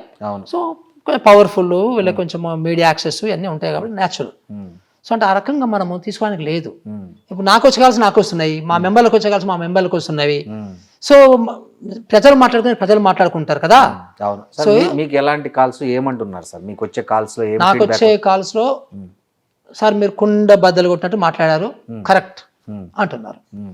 సో ఇన్ఫాక్ట్ మొన్న సీఎం గారి ముందు మేము ప్రజెంటేషన్ ఇచ్చినప్పుడు కూడా చాలా మంది బయటకు వచ్చిన తర్వాత, ఇంత ఫ్రాంక్ గా మీరు మాట్లాడారు సార్, ఉన్నది ఉన్నట్టు చెప్పారు సార్, సో అసలు ఇంత ధైర్యం ఎవరు చేయరు మామూలుగా అని అందులో పార్టిసిపేట్ చేసిన సీనియర్సే అప్రిషియేట్ చేశారు. సో అట్లా రోజు చాలా మంది చేస్తుంటారు. It all depends. అంటే ఇప్పుడు ఎట్లా ఉంటుందంటే, నేను టీచర్స్ తప్పటను కానీ వాళ్ళకి ఆ భయం వచ్చింది కాబట్టి వాళ్ళు రెస్పాండ్ అవుతున్నారు. మీరు ఒకసారి వెళ్ళి గ్రామానికి వెళ్ళి ఒకసారి కొంచెం చదువుకున్న వాళ్ళని కూడా అడగండి ఇదే మాట, మీరేమనుకుంటున్నారని. రైట్. సో ఇవే చెప్పండి, ఈ నెగిటివ్ పాయింట్స్ అని వాళ్ళు చెప్పండి. సో ఇట్లా అనుకుంటున్నారు వీళ్ళు, మీరేమనుకుంటారో కొంచెం ఇట్లా మీరు బయటకు వెళ్ళి చూడండి, అప్పుడు మీకు అర్థమైంది. ఇది సార్ మీ సిఫార్సుల్లో మండలానికి 3 స్కూళ్ళు ఉండాలని చెప్పారు. సో దాన్ని అంటే ఈ 317 జీవోకి అది ఏమన్నా విఘాతం కలిగిస్తుంది అంటే, ఇప్పుడు ఒక ఊర్లో 10 మంది ఉంటారు అనుకోండి పిల్లలు, అక్కడ స్కూల్ మూసేసి ఒక 5 కిలోమీటర్లు 6 కిలోమీటర్లు మండలానికి 3 అంటే అది వర్కౌట్ అవుతుంది అంటారా? పిల్లలు ట్రాన్స్పోర్టేషన్ అవన్నీ దానికి కూడా ఏమన్నా మీరు ఇప్పుడు నాకు ఒకటి చెప్పండి, నేను పాలసీ మా పిల్లలని సెంటర్లో పెట్టి చేయమంటావా, 317 జీవో సెంటర్లో పెట్టి చేయమంటావా? పిల్లల్ని సెంటర్లో పెట్టినా బస్ అయిపోయింది. సో ఇప్పుడు ఈ విషయం ఏంటంటే, ఈ 3 స్కూళ్ళు అనేది మేమేమనుకుంటున్నామంటే, మనము ఈ ఉన్న స్కూళ్ళని మూసేయండి, ఉన్న స్కూళ్ళని మిల్ల బెర్జ్ చేయండి అంటలేము. రైట్. ఓకే. స్కూళ్ళన్నీ అట్లాగే ఉంటాయి. ఇప్పుడు యాజ్ అండ్ టుడే లాస్ట్ 2 సంవత్సరాల్లో సుమారుగా 1920 స్కూల్స్ మూతపడ్డాయి, అంటే 0 ఎన్రోల్మెంట్ అయింది. ఎందుకైనవి? సో ప్రైవేట్కి పంపించుకుంటున్నారు తల్లిదండ్రులు. సో తల్లిదండ్రులు గవర్నమెంట్ స్కూల్స్ నచ్చడంలే, ఓన్లీ తల్లిదండ్రులు గురుకులాలు నచ్చుతారు, కానీ గురుకులాల్లో తక్కువ సీట్లు ఉంటాయి కాబట్టి అందరికి రావు కాబట్టి ప్రైవేట్కి పంపించుకుంటున్నారు. రైట్. అందులో కొంతమంది గురుకులాల్లో వచ్చినా కానీ పోరు, ఎందుకంటే మా పిల్లలు మా దగ్గర ఉండాలనుకుంటారు, అది కూడా ఉంది. సో ఈ బయటికి ఎందుకు పంపిస్తున్నారు వీళ్ళు అని మీరు ఆలోచించినప్పుడు, సో ఆ 1920 మూతపడుతున్నాయి కదా, అట్లా పెరుగుతున్నాయి రోజు రోజుకి, అవి తగ్గడంలే, పెరుగుతున్నాయి అవి కూడా. సో ఇప్పుడు మేమేమంటున్నామంటే, ఎవ్రీ స్కూల్స్ మీరు ఓపెన్ చేయకండి, కొన్ని మంచి స్కూల్స్ కట్టండి, కొన్ని మంచి స్కూల్స్. ఆ స్కూల్ ఎట్లా ఉండాలంటే మోడల్ అనేది కూడా, ఎందుకు మోడల్ అది స్టాండర్డ్ అంటాను నేను, స్టాండర్డ్ అంటాను. సో అన్ని మేము దగ్గర ఒక 50 అంశాలని స్టాండర్డ్గా పెట్టాం. ఇందాక చెప్పాను కదా మీకు, యూనివర్సిటీ ఎట్లా ఉండాలని, ఆ స్టాండర్డ్స్తో మీరు మెయింటైన్ చేయగలిగితే, తర్వాత సేఫ్టీ సెక్యూరిటీకి సంబంధించి బస్సులు పెట్టగలిగితే సో ఐ థింక్ ఈ స్కూల్కి రావడానికి అవకాశం ఉంటుంది. అప్పుడు ఏమవుతుంది, మనకి వీళ్ళందరికీ కూడా పేరెంట్స్కి 5-6 ఆప్షన్స్ ఉంటాయి. ఒకటి, ప్రీ ప్రైమరీ అయితే వాళ్ళు అంగన్వాడీ సెంటర్కి పంపించుకుంటారా, వాళ్ళ ఇష్టము. సో అంగన్వాడీ సెంటర్లో మనం ఏం ప్రీ ప్రైమరీ ముయ్యమని చెప్పొద్దు, అది వాళ్ళ ఇష్టము. లేకపోతే ఒక ప్రైవేట్ నర్సరీ పంపించుకుంటారా, వాళ్ళ ఇష్టము. లేకపోతే ఇప్పుడు తెలంగాణ పబ్లిక్ స్కూల్ లాగా మనము మొదలు పెడితే అక్కడ పంపించుకుంటారా, వాళ్ళ ఇష్టము. లేకపోతే ఇంకా వేరే గవర్నమెంట్ ప్రైమరీ స్కూల్లో కూడా, గవర్నమెంట్ ఒకవేళ ప్రైమరీ స్కూల్ మొదలు పెడితే, ప్రీ ప్రైమరీ మొదలు పెడతానంటే దాని అన్ని ఆప్షన్స్ ఉంటాయి వాళ్ళకి. అట్లాగే స్కూల్కి సంబంధించి కూడా అంతే, ప్రైవేట్ స్కూల్కి పంపించుకుంటారా, రెసిడెన్షియల్ స్కూల్కి పంపించుకుంటావా గురుకులాలకి, లేకపోతే మోడల్ పబ్లిక్ స్కూల్ పంపించుకుంటావా, నీ ఇష్టము. లేదా పక్క జిల్లాలో ఉన్నటువంటి గవర్నమెంట్ స్కూల్ పంపించుకుంటావా, అక్కడ హాస్టల్లో వేసే పిల్లల్ని, మీ ఇష్టము. సో ఈ ఆప్షన్స్ అన్ని ఎక్కువ ఓపెన్ ఉంటాయి వాళ్ళకి. సో ఈ హోల్ ప్రాసెస్లో సో అక్కడక్కడ గవర్నమెంట్ స్కూల్స్ ఏమైనా మూతపడతాయి. మూతపడంటే మూత కాదు, ఆ పిల్లలు ఇక్కడికి వస్తారు. సో ఇప్పుడు మేము ఆర్ట్ స్కూల్ చేసాం ఒక మోడల్గా, ఎందుకంటే సీఎం చుట్టుపక్కల ఉన్న వాళ్ళు కొంతమంది అసలు ఇట్లా మీరు గవర్నమెంట్ స్కూల్స్ ఇంత బాగు చేసినా కానీ పిల్లలు వస్తారా అని కామెంట్ చేశారు.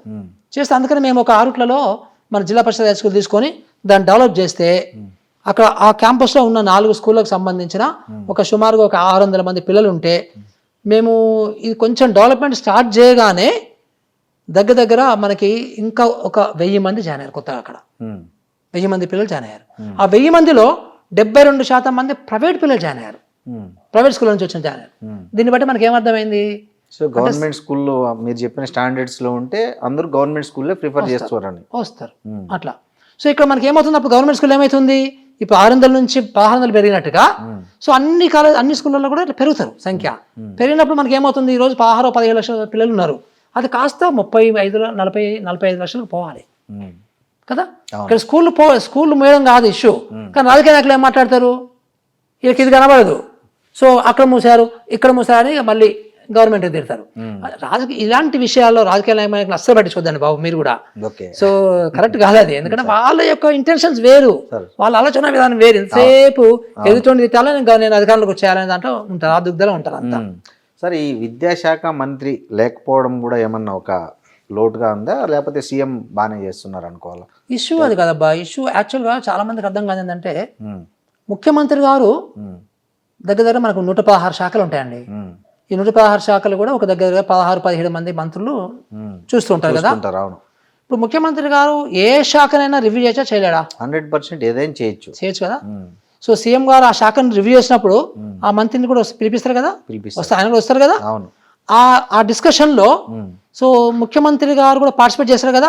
అంతకంటే కూర్చొని మీరు ఏం చెప్తారో చెప్పి వెళ్ళిపోండి అంటారా కదా, ఫుల్ పార్టిసిపేట్ చేస్తారు కదా. సో అలాంటి సిచ్యుయేషన్లో సీఎం గారు అన్నిటికి సంబంధించిన సీఎం ముఖ్యమంత్రి అయిన వాళ్ళు కదా. సో ఇప్పుడు విద్యాశాఖ ఉంది ఆయన దగ్గర, హోంశాఖ ఉంది ఆయన దగ్గర, ఇంకా చాలా శాఖలు ఉంటాయి ఆయన దగ్గర, నథింగ్ రాంగ్ ఇన్ దట్. ఇప్పుడు ఒక ముఖ్యమంత్రి గారు నేనే విద్యాశాఖని నేనే ఉంచుకుంటాను, సో నేను ఎక్కువ ప్రాముఖ్యత ఇస్తాను అని అన్నాడు అనుకోండి, అన్నప్పుడు ఆ శాఖకు బెనిఫిట్ అయిద్దా నష్టమైద్దా అనేది ఒక ఇష్యూ, రైట్? సో బెనిఫిట్ అయింది అది.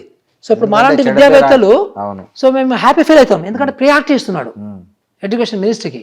సో మనం ఆ రకంగా దీన్ని చూడాలి, కానీ ఇంకో రకంగా మళ్ళీ ఆర్ఎస్ ప్రవీణ్ కుమార్ లాగా లేకపోతే కేటీఆర్ లాగా చూడొద్దు దయచేసి దీన్ని. సో ఈ రకంగా చూడాలి దీన్ని. సో ఒకవేళ ఆయన నిజంగా తీసుకున్నాడు, అదే కేసీఆర్ లాగా 9.5 సంవత్సరాల్లో ఒక్క నిమిషం కూడా రివ్యూ చేయకపోతే అప్పుడు రేవంత్ రెడ్డి తిట్టాలి మనం. నువ్వు తీసుకున్నావు బాబు, అసలు రివ్యూ చేయవేంది, పట్టించుకోవేంది, ఏం డెసిషన్ తీసుకోవేంది అని తిట్టచ్చు. ఇప్పటివరకు ఏదైనా డెసిషన్ ఆగిందా విద్యకు సంబంధించి? ఆగలే కదా. సో అందుకని మనం తిట్టొద్దు, అది తప్ప అనడానికి వీలు లేదు.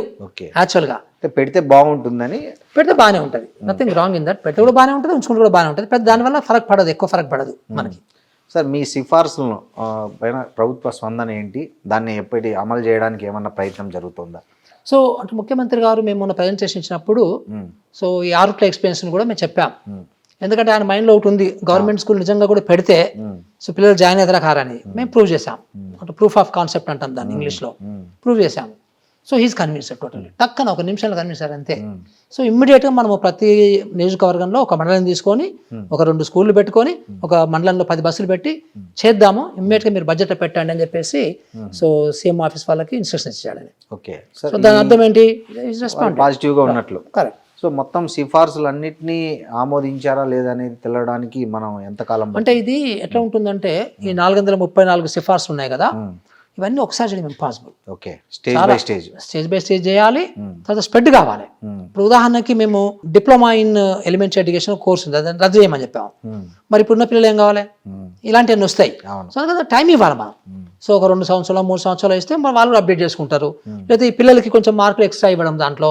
సో ఏదో ఒకటి చేయాలి మనం అట్లా. దానికి ఎట్లా చేస్తే బాగుంటుంది అంటే మనం కొంచెం డీప్ థింక్ చేయాలి. సో అంతేగాని ఇప్పుడు రేపటికే ఇది మొత్తం ఎడ్యుకేషన్ క్వాలిఫికేషన్ తీసేయమని చెప్పాం కదా అట్లా. సో అట్లా ప్రతి దానికి కూడా ఒక స్ట్రాటజీ ఉంటుంది. సో గ్రాడ్యువల్గా ఒక కొన్ని సంవత్సరాల్లో ఇవన్నీ ఇంప్లిమెంట్ కావడానికి అవకాశాలు ఉంటాయి. It all depends. ఇంకా మళ్ళీ మాయ కూడా కొన్ని తప్పులు కూడా ఉండొచ్చు, ఒక 4-5 డెఫినెట్గా. సో దాన్ని మళ్ళీ ఇంకా పెద్దవాళ్ళతోనో లేదా ఇంకేదన్నా ఇంకా వేరే డైరెక్షన్లో ఆలోచన చేయడమో, ఇవన్నీ ఆలోచన చేసినప్పుడు ఇవి కరెక్ట్ కావని కూడా కొన్ని పాయింట్స్ రావచ్చు బయటికి, తప్పులేదు అందులో. సో మేమేమి ఒక గ్రేట్ హ్యూమన్ బీయింగ్స్ కాదు కదా. సో ఆఫ్టర్ ఆల్ మేము ఒక పాయింట్ ఏంటంటే, ఇప్పుడు సెక్రటరీ ఎడ్యుకేషన్ ఉన్నారు, ఆర్ కమిషనర్ ఎడ్యుకేషన్ ఉన్నారు, పాపం వాళ్ళకి ఇట్లా ఇంత డీప్గా పోయే టైం దొరకదు. ఇప్పుడు ఇదే టేబుల్ మీద మేము దగ్గర ఒక 100 మీటింగ్లు కూర్చున్నాం. అట్లా ప్రిన్సిపల్ సెక్రటరీ ఎడ్యుకేషన్కి అట్లా కూర్చోడానికి టైం దొరుకుద్దా? దొరకదు. దొరికితే బాగానే ఉంది, దొరకదు. ఇంకొక విచిత్రమైన విషయం ఏంటంటే, మనం మొత్తం ఎంప్లాయీస్లో more than 50% employees are teachers. So ఈ టీచర్స్ ఎన్ని ఎంప్లాయీస్ ఉంటారు కానీ, బట్ టీచర్స్కి ఇంకా ఎక్కువ. సో కోర్టులో కేసెస్ ఉంటాయి, భయంకరమైన నంబర్స్ ఉంటాయి. సో ప్రతి కోర్టు కేసులో కూడా first respondent principal secretary education పెడతారు. ఆ ప్రిన్సిపల్ సెక్రటరీకి అసలు సంబంధమే ఉండదు. ఈ కింద లెవెల్ ఎంఈఓ చేసిన తప్పు పనికి కూడా, లేదా ఎంఈఓ మీద ఛాలెంజ్ చేయాలన్నా అక్కడ కూడా ప్రిన్సిపల్ సెక్రటరీ రెస్పాండెంట్ పెడతారు. కథం ఇంకా ఈమెనే సంతకం పెట్టాలి, 16 సెట్లు సంతకం పెట్టాలి ఇంత కాగితాల మీద. అది పెట్టడానికే మీకు రోజుకి కొన్ని గంటలు పోతాయి కమిషనర్కి, ప్రిన్సిపల్ సెక్రటరీకి. సో అట్లా టైం దొరకదు. కాబట్టి మాలాంటి కమిషన్ ఉంటే, ఇప్పుడు మేము ఇంత అధ్యయనం చేసాం, ఇంత పరిశోధన చేసాం, ఇంత రీసెర్చ్ చేసాము. సో ఇది కమిషన్కి మాత్రమే సాధ్యమవుతుంది. సో అందుకని మేము చాలా డీప్గా వెళ్ళాము. చాలామందికి ఇది అర్థం కాదు. ఇప్పుడు ఒక మామూలుగా అందరూ ఏమనుకుంటా అంటే, నేను చిన్నప్పుడు చదువుకున్న 10వ తరగతి వరకు, సో నేను కూడా ఎడ్యుకేషన్ మీద కామెంట్ చేయొచ్చు నా అనుభవం ప్రకారము. సో అట్లాగే నేను ఒక 25 సంవత్సరాలు 30 సంవత్సరాల క్రితం నేను ఎడ్యుకేషన్ చూశాను, సో నేను కూడా చేయొచ్చు కొన్నాను. అట్లా కాదు. సో ఎవరు చేయాలి కామెంట్ అంటే, డీప్గా ఇలా మునిగిన వాళ్ళే చేయాలి. మీకు కొన్ని విషయాలు అర్థమై ఉంటాయి నేను చెప్పినప్పుడు కదా. సో మీరు ఇంటర్వ్యూ కంటే ముందు, ఇంటర్మీడియట్ తర్వాత మీకు కొంచెం అడిషన్ జరిగి ఉంటుంది గ్యారెంటీగా కదా. మరి మీకు విత్ ఇన్ కొంచెం ఎంత జరిగితే, మేము దగ్గర ఎన్ని రోజులు, ఒక 450-500 రోజుల్ని మేము ఇదే తిన్నాము, ఇదే తాగినాము, ఇదే శ్వాసం తీసుకున్నాము, అంత పని చేసాం. ఈ టీచర్స్ యూనియన్ వాళ్ళకు మీరు ఏం చెప్తారు? అంటే వాళ్ళు మీ పట్ల ఏమో సరిగా అవగాహన లేకుండా చేశారు, 1 సైడెడ్గా చేశారు, ఇవన్నీ మాట్లాడుతున్నారు. తర్వాత ఈ విద్యా హక్కు చట్టాన్ని నిర్వీర్యం చేసే సిఫార్సులు చేశారు. ఇట్లాంటివన్నీ ఈ పదోన్నతుల్లో జాప్యం గురించి చెప్పలేదు, సర్వీస్ రూల్స్ గురించి చెప్పలేదు. ఇవన్నీ ఏం మాట్లాడకుండా మారుమూల పాఠశాలల్లో మూతబడే సిఫార్సులు చేశారు. బడుగు బలహీన వర్గాల పిల్లలకి ఇది ఒక శాపంగా మారుతుందనే ఒక విమర్శలు చేస్తున్నారు టీచర్స్ యూనియన్స్. అంటే ఒకటి ఏంటంటే మా జీతాల మీద పడ్డారు మీరు అనేది వస్తుంది కదా బాగా. అది ఒక యాంటగనిజం అంటాం ఇంగ్లీష్లో, తెలుగులో కంటగింపు అంటాం, లేదా ఇంకేదో అంటాం. సో అది వాళ్ళకి పాపం న్యాచురల్గానే వాళ్ళకి వచ్చింది. అది వచ్చేప్పుడు ఎట్లుంటుందంటే ఇక అన్ని నెగిటివ్గా చూస్తారు. నంబర్ 1, ఇప్పుడు వాళ్ళందరూ కూడా నిజంగా కూడా ఒక ప్రొఫెషనల్గా అనుకుంటే మనము, నేను ఇందాక చెప్పినట్లుగా ప్రతి టీచర్ యూనియన్ వాళ్ళకు సంబంధించిన చాప్టర్లు, సో ప్రీ స్కూల్ ఎడ్యుకేషను, తర్వాత స్కూల్ ఎడ్యుకేషను, తర్వాత టీచర్ ఎడ్యుకేషను, తర్వాత తెలంగాణ పబ్లిక్ స్కూల్, సో ఈ 4 చాప్టర్లు వాళ్ళు చదివి దీంట్లో ఉన్నటువంటి ఒక 150 రికమెండేషన్స్ ఉంటే ఆ 150 రికమెండేషన్స్ చూసి ఇది బాగుంది, గుడ్, ఇది బాగలేదు, బ్యాడ్, ఇది పర్వాలేదు, సాటిస్ఫాక్టరీ అని మొత్తం కూడా చేసి నా దగ్గరికి వచ్చి చర్చ పెట్టి, సో రేపు ముఖ్యమంత్రి గారు పిలిచినా కానీ ఇవన్నీ ముందు పెట్టుకొని అట్లా చేయాలి కదా. కరెక్ట్ అంటే ఫస్ట్ చదవాలి కదా, అది కదా కరెక్ట్. కానీ మన వాళ్ళు ఏం చేశారు అంటే అది ఒక్కటి ఎవరో చూశారు, అది బయటకు వచ్చింది, కథం ఇంకా. సో కొంతమందికి అయితే ఇది ఫ్యూచర్లో రిక్రూట్మెంట్ చేసే టీచర్లకు సంబంధించిన విషయం అని కూడా తెలియదు పాపం. అవును, కరెక్ట్. సో వాళ్ళు ఏమనుకుంటారు అంటే ఇప్పుడు మా శాలరీ తగ్గిపోతేమో రేపు నెక్స్ట్ 1 month తర్వాత మా శాలరీ సగం శాలరీ వస్తుందేమో అనుకుంటున్నారు వాళ్ళు. అసలు ఉన్న వాళ్ళకి సంబంధించిన శాలరీస్ తగ్గించారు అనే కామన్ సెన్స్ అన్న ఉండాలి ఎవరికైనా కానీ జనరల్గా. బట్ అది కూడా వాళ్ళకి అర్థం కాక వాళ్ళు ఏదో భయంలోకి వెళ్ళిపోతున్నారు. సో నా యొక్క విన్నపం వాళ్ళకి ఏంటంటే దయచేసి మీరు భయపడకండి. సో పిల్లల గురించి కూడా మీరు కూడా ఆలోచన చేయండి మాలాగానే. సో అంతో ఇంతో కొంచెం అవసరం అనుకుంటే త్యాగం చేసి కొంచెం మన యొక్క కెపాసిటీ పెంచుకొని సో పిల్లలకు నాణ్యమైన విద్య ఎట్లా ఇవ్వాలనే దాని మీద చూడండి. సో ఈరోజు పేరెంట్స్కి సంబంధించి so majority parents they are not happy with government schools. So ఎందుకు హ్యాపీగా ఉంటలేరు అనేది మీరు కూడా ఎప్పటికప్పుడు మీరు దానికి కూడా ఆలోచన చేయండి. సో ఇలాంటి సలహాలు నేను వాళ్ళకి ఇస్తాను. సరే, ఇంకొక టీచర్ ఏమన్నారంటే ఆకునూరి మురళి గారు ఇంత ప్రజాధనాన్ని, ప్రభుత్వ ధనం గురించి ఆలోచిస్తున్నారు. ఆయన రిటైర్డ్ ఐఏఎస్గా పెన్షన్ తీసుకుంటున్నారు. ఇది కమిషన్ చైర్మన్గా మళ్ళీ మొత్తం 4 లక్షలు 5 లక్షలు డ్రా చేస్తున్నారు. దీన్ని ఎట్లా చూడాలనే ఒక క్వశ్చన్ వేశారు ఒక ఆమె. ఫర్ యువర్ కైండ్ ఇన్ఫర్మేషను, ఇప్పుడు నా కమిషన్ చైర్పర్సన్ శాలరీగా ఉంటుంది కదా, ఆ శాలరీలో నుంచి నేను తీసుకునే పెన్షన్ కట్ ఓకే బ్యాలెన్స్ వస్తుంది నాకు, రైట్? ఓకే, అంతే. తెలియదు చాలా మందికి.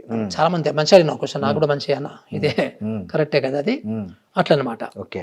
సో ఇది కూడా ఏంటంటే ఇప్పుడు చీఫ్ సెక్రటరీ శాలరీకి ఈక్వలెంట్ నాది, రైట్? ఓకే. సో దాంట్లో నా పెన్షన్ ఉండదు, పెన్షన్ కట్ చేసి మిగతాది ఇస్తాను నాకు. ఓకే. సో దానికి ఇన్కమ్ ట్యాక్స్ ఉంటాయి, అవన్నీ ఉంటాయి అన్నమాట. ఓకే. ఓకే. 2 తీసుకోవట్లే మీరు రాజకీయ నాయకుల్లాగా? 2 పెన్షన్లు అట్లా ఒక పెన్షన్ కూడా లేదు, 2 పెన్షన్లు కాదు, ఒక పెన్షన్ తీసుకోవాలి నేను. Okay. Okay. 100% pension cut. Okay. అదే పెన్షన్ తీసుకుంటున్నాను, బట్ ఈ శాలరీలో అది కట్ అయింది, కట్ అయ్యి బ్యాలెన్స్ ఇస్తాను నాకు. అవును, బ్యాలెన్స్ ఇస్తారు. ఇది మంచి clarity sir. Thank you very much Murali. Thanks అండి, thank you very much. And for more videos, please subscribe to iDream. Please subscribe to iDream. Please subscribe iDream. And please subscribe to iDream. For more videos, subscribe to iDream. please like, share and subscribe to the channel. Congratulations, iDream. Subscribe to iDream. Subscribe to iDream. So subscribe to iDream Media. iDream ki iDream team andarki huge congratulations. Please subscribe iDream Media. Please subscribe to iDream. Subscribe iDream. Please subscribe to iDream. iDream అంటే నా కళల channel subscribe చేసుకున్న నోరు తిరుగుతలేదు, మీరైతే గంట గుర్తు కొట్టండి. For more such videos, please subscribe to iDream. Subscribe to iDream. Please subscribe to iDream. Please subscribe iDream Media. Please do subscribe to iDream. Please subscribe to iDream Media. For best entertainment and information, please subscribe iDream. And don't forget to subscribe to iDream.